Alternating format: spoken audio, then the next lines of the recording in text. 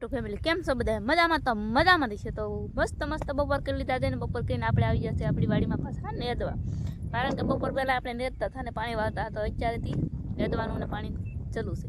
તો મોટર તો ચાલુ જ હતી. રમેશ પાણી વાળતા હતા, આપણે ગયેલા હતા જમવા. તો જમીન આવી જશે આપણે પાછા ફરીથી નેદવા. તો નેદવાનું આપણે આપણી ડુંગળીમાં છે. તો આ મહિના દિવસથી ડુંગળી નથી જઈ હતી. તો ડુંગળી ફેમિલી આવી છે. ડુંગળી તો મસ્ત મસ્ત છે. રમેશ મારે લેટ આવી ગઈ હતી, મોટર ચાલુ કરવા ગયેલા છે. તો આમ લેટ ઝટકો મારી ગઈ હતી, રમેશ મોટર ચાલુ કરવા ગયેલા છે.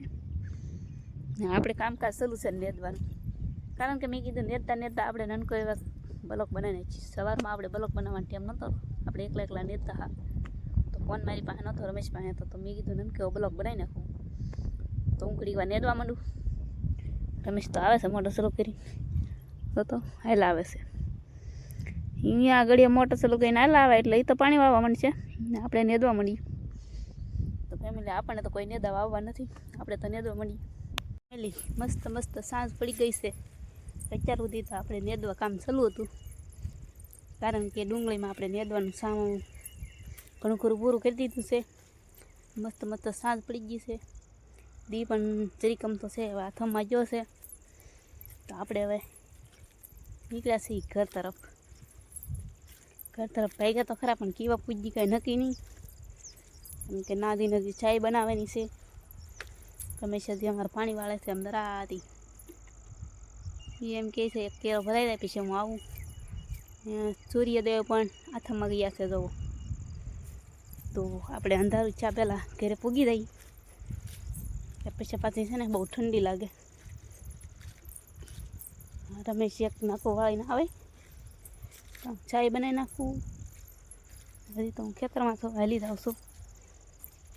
ચાય બનાવી નાખીએ. બીજું હું ફેમિલી આપણે ચાય મૂકી દીધી છે. ચાય તો હજી કાળી બને છે, જોવો તો કાળી ચાય પાકે છે. હમણાં આપણે દૂધ નામ દઈ ચા હમણાં પાકી જાય છે.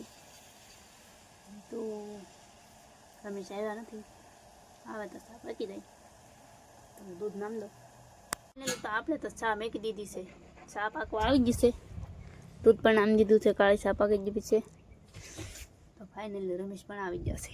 જોવો તો રમેશ તો હજી પાણી પીવે છે. હાય રમેશ.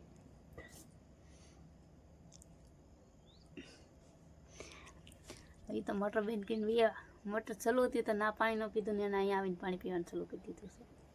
તો આપણે મસ્ત મસ્ત ચા બનાવી નાખીએ. ચા તો હજી હું ફ્રેન્ડ પણ નથી આવી. હું થોડોક તાપ કરી દઉં, પાકશે નહીં સાહેબ. આપણો ચા પાકી જશે ને આપણે ચા પી નાખીએ. તો જો ચા પાકી જશે. તાપ ઘણો થઈ ગયો એટલે ફાઇનલી વધારે પાકી ગયો છે. કારણ કે અમારા રમેશને વધારે પાકી ગયેલો ભાવે સા. એને કાસો કાસો સા સારો ન લાગે એટલે એને વધારે પકવવો પડે. ઓછો પાકેલો હોય તો મારે પાછો તાપ કરવો પડે ને પાછો પકવવો પડે. તો હું સા પાકી ગયો છે તો સા લઈ લઉં.